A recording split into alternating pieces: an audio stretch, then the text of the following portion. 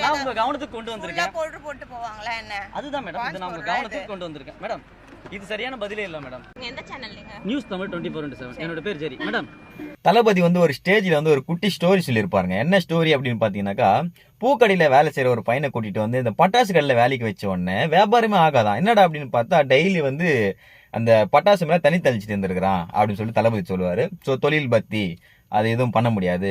இதுல இருந்து என்ன தெரியுது அப்படின்னாக்கா, எங்க யார வைக்கணுமோ தகுதியானவங்களுக்கு அந்த வேலை கொடுத்தோம் அப்படின்னாக்கா ஸோ எல்லாமே கரெக்டா இருக்கும் அப்படின்னு சொன்னாரு. ஸோ அதுக்கான உதாரணம் வந்து நம்ம மேயர் பிரியா அவர்கள் வந்து இன்னைக்கு நிரூபிச்சு காமிச்சிட்டாங்க.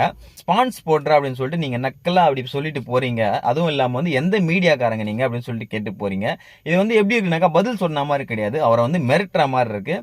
தாவேக்கால நிறைய படிச்சவங்க தகுதியானவங்க நிறைய பேர் இருக்காங்க. 2026 தமிழக வெற்றி கழகம் வெற்றி நிச்சயம்.